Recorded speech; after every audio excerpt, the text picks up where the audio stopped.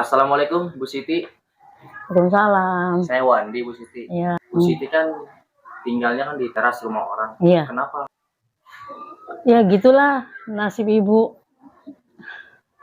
Ibu nggak bisa. Anak ibu tuh sakit udah 4 bulan. Sampai ngobatin aja ibu nggak bisa. Makanan ibu susah. Jadi ibu kontrakan nunggak. Kontrakan Bu? Kontrakan ibu nunggak. Jalan 2 bulan.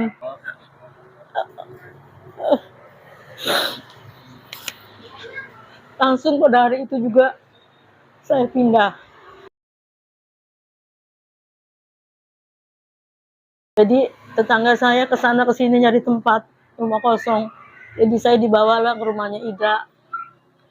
Saya mohon minta numpang di sini untuk beberapa bulan sampai saya dapat uang buat bayar kontrakan.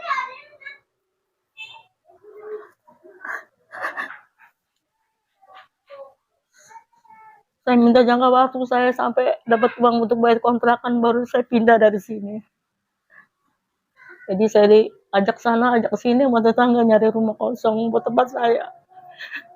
Tempat saya tinggal. Sekarang saya dapat di sini. Dikasih jangka waktu cuma 1,5 bulan. Saya sambil nyari uang buat kontrak lagi. Tapi cari uang buat kontrak juga belum dapet. Entah bagaimana saya ke depannya juga saya nggak tahu. Bingung, pikiran saya pusing. Nah, bagaimana kalau saya udah habis waktunya kontrak dari kasih tempat di sini, kesananya kontrak saya belum punya uang, nggak tahu. Saya bingung. Bagaimana ntar kalau udah di sini habis waktunya 1,5 bulan, dari mana saya untuk kontrak uang buat kontrak, buat cari tempat tinggal dari mana, itu yang saya bingung. Bingung saya sini sampai sekarang, kalau malam saya nggak pernah bisa tidur. Dikasih kesempatan berapa bulan? 1,5 bulan. 1,5 bulan. Iya.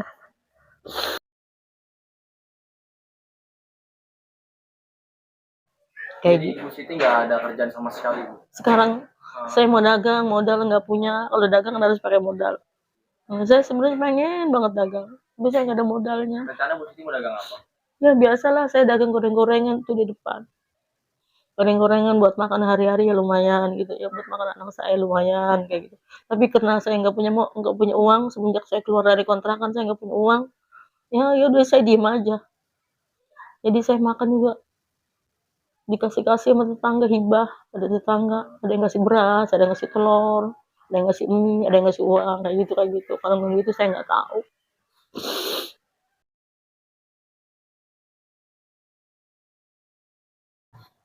Ya, Bu Siti dulunya apakah benar orang ada?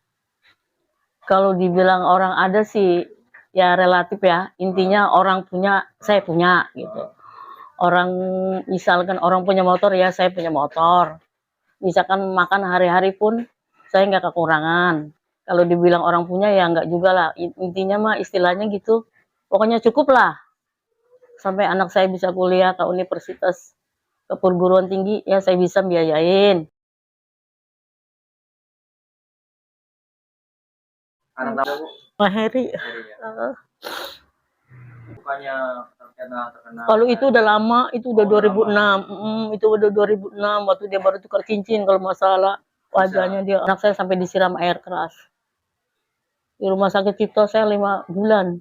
Pada waktu itu nggak ada yang cerita rumah sakit kok gratis. Ya. Tapi kalau keringanan memang ada.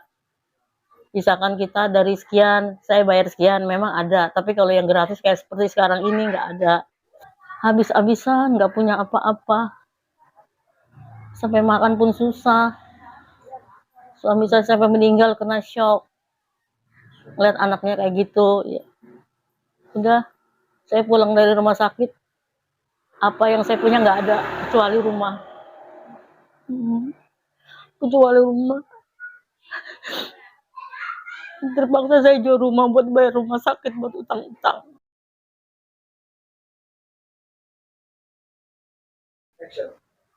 Nah, Bu Siti kan punya rumah, punya mobil, motor, banyak kecukupan lah ya. Itu kenapa kok bisa terjual semua gitu loh? Ya itulah buat biaya rumah sakit.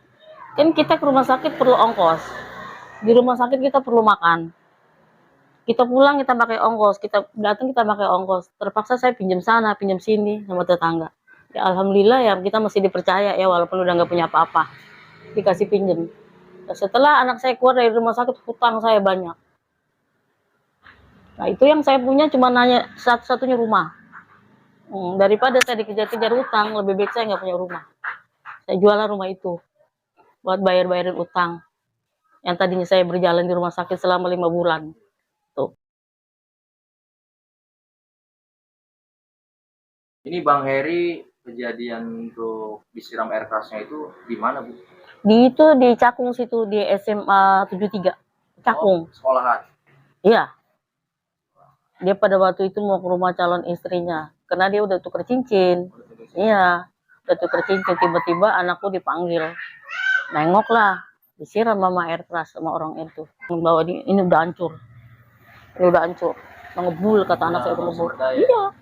Langsung ke rumah calon istrinya sana baru langsung dibawa dilariin ke rumah sakit Cipto.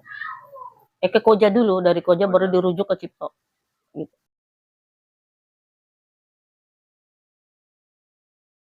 Keadaan yang sekarang Mas Heri bagaimana? Udah 4 bulanan sih saya sakit. 4 bulan. Jadi sama sekali nggak bisa kerja lagi gitu. Mas Heri bisa disiram air keras itu bagaimana sih Mas Heri? Mas Heri? Pas di kejadian yang saya disiram itu ya, kalau nggak salah itu seingat saya malam. Pas disiram itu Mas Heri udah sadar nggak? Sadar diri nggak? Apa langsung geletak atau gimana?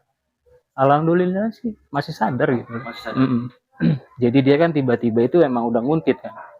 Nah ketika di tempat jalan yang sepi, udahlah saya dipepet, langsung disiram dari sebelah kanan. Nah, posisi naik motor kan begini, disiram sini, ini paha kena. Pokoknya itu jaket, celana levis itu langsung berbasah. Jadi kayak ngebul gitu. Nah ini wajah sebelah kanan itu kayak langsung kaku. Nah mata waktu itu sebelah kanan ya udah nggak bisa ngelihat gitu ya. Nah pas pas disiram gitu ya, saya kan minta pertolongan gitu. Misalnya di daerah situ gitu, sampai saya nyetopin angkot gitu. Tolong bawa saya ke rumah sakit gitu. Saya disiram air keras. Itu nggak ada yang mau nolong. Gitu. Karena mereka tuh kayak orang ketakutan gitu. Mungkin ketakutan nanti ditanya-tanya atau apalah gitu. Akhirnya udah, saya kuat-kuatin itu, saya bangunin lagi motor. Saya jalanin dengan mata ini. Oh udah panasnya gak karuan lah. Pokoknya muka di sebelah nih kayak udah mati rasa gitu. Udah, saya ke rumah calon istri saya dulu. Nah sampai di situ, langsung saya dibawa ke rumah sakit Koja. Nah setelah di rumah sakit Koja itu kan karena mungkin mereka nggak bisa gitu nanganin secara khusus. Nah kita dirujuk ke rumah sakit Cipto. Udah sampai rumah sakit Cipto itu ya banyak loh, dari polisi, dari wartawan apa segala macam yang datang gitu. Nah singkat cerita, saya ini dirawat di rumah sakit Cipto itu kurang lebih sekitar 5 bulan dan mengalami operasi itu sekitar 4 kali. 4 kali. Jadi pertama kan ngambil jaringan yang rusak. Jadi ini kulit yang keras itu yang mati diseset dulu. Sebulannya lagi baru ditambal lagi, tambal pipi, terus sebulannya lagi tambal leher sini sampai di sini, terus yang terakhir di belakang. Nah sebenarnya sih masih panjang gitu proses operasinya kan. Sampai nanti kata dokternya kalau bisa nanti operasi plastik aja kan. Cuma kan kita mikir biayanya itu dari mana?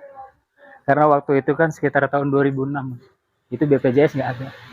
Jadi yang ada kalau nggak salah itu SKTM, hanya SKTM, dan itu pun paling ya cuma untuk obat-obat yang generik aja. Kalau untuk obat yang biasa atau untuk operasi itu kita biaya sendiri. Akhirnya setelah 5 bulan kita paksa untuk pulang dengan keadaan seperti ini. Udahlah istilahnya apa ya, saya kuatin diri aja, mau nggak mau ya udah terima aja apa yang udah terjadi. Saya paksa pulang, kata dokternya saya nggak tanggung jawab kalau ada apa-apa, nggak jadi masalah. Karena saya berpikir kan makin lama saya di rumah sakit kan makin besar tagihan nanti. Akhirnya kita paksa pulang ya udah. Ya sampai sekarang sih alhamdulillah nggak kenapa-napa gitu. Ya cuma ini aja kayak mati rasa ya. Tapi bekas kena air keras itu masih sempat bekerja ya Mas? Alhamdulillah ya kerja.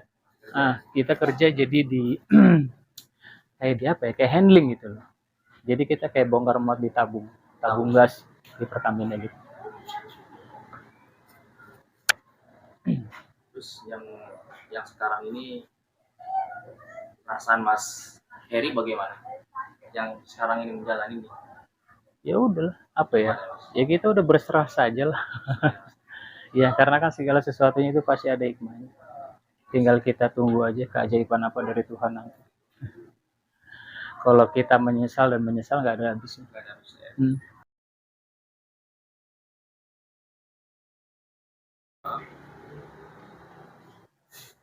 Bukannya kita pasrah, cuma kalau misalnya apa yang udah terjadi sama kita itu, istilahnya gini loh, nggak perlulah kita balas lagi gitu. Misalnya saya dijahatin sama orang, dijolimin sama orang, tidak perlulah untuk dibalas. Karena ketika kita membalas perbuatan itu, ya kita nggak ada bedanya sama dia. Karena segala sesuatu itu udah pasti ada kok. Istilahnya apa ya? Apa yang udah diperbuat pasti ada resikonya gitu. Pasti ada balasan. Ada balasannya. Kayak gitu.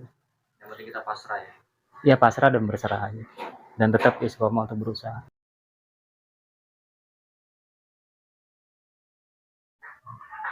Sebelum diserbu, Bu Siti tinggal di mana? Apa masih diserbu? Apa di tempat daerah sini juga?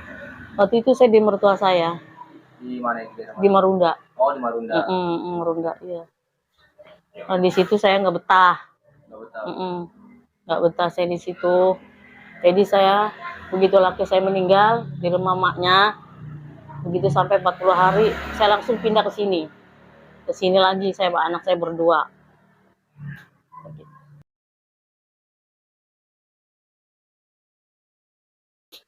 Nah, Mas Heri ini kan kerja, Bu. Itu kerjanya apa sebenarnya? Kerjanya dia di Pelumpang, di PT Gas, di gas. Pas kejadian udah seperti ini apa belum? Hah? Pas kejadian seperti yang udah disiram air keras apa belum? Enggak, waktu dia sebelum dia disiram air keras dia jadi itu kerja di sana di mana di Pulau Gadung, dia Maha Motor. Dia antara Jakarta Bandung, dia bagian pengiriman pada waktu itu. Dan di rumah juga dia bikin usaha. Suami saya yang jalanin berdua dia gitu. Jadi distributor lah kecil-kecilan gitu. Habislah dibakar. Entah dia yang bakar, yang nyiram, entah siapa saya nggak tahu. Tapi yang nyiramnya udah jelas tahu orang itu yang nyiram anak saya. Yang salah paham itu dia cemburu dia. Mas Heri ini sekarang berarti nggak kerja kenapa? Ya kan sakit udah 4 bulan.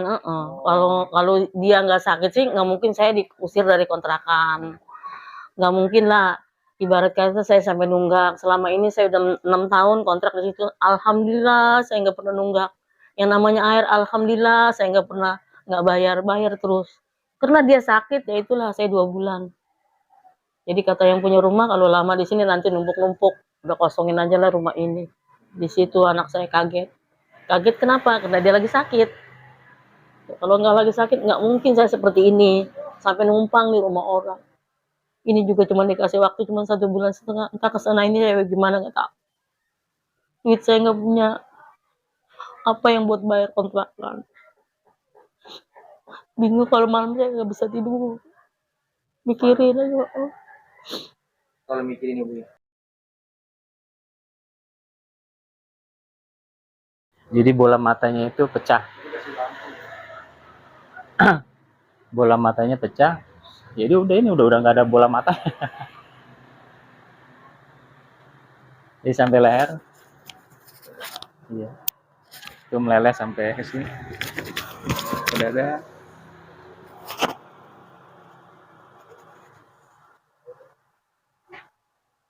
Sampai di paha juga sih.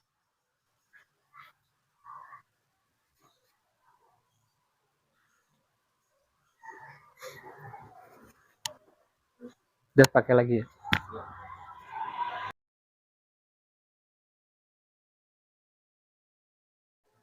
Keadaan saya seperti ini, kalau memang Sobat Wandi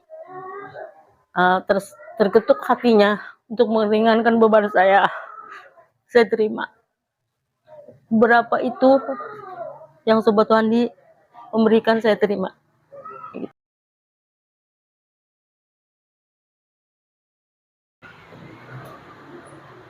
siapapun di sana yang sekiranya punya apa ya, punya lowongan kerja untuk saya, tolong bantu saya untuk bisa bekerja apapun sana. Itu aja.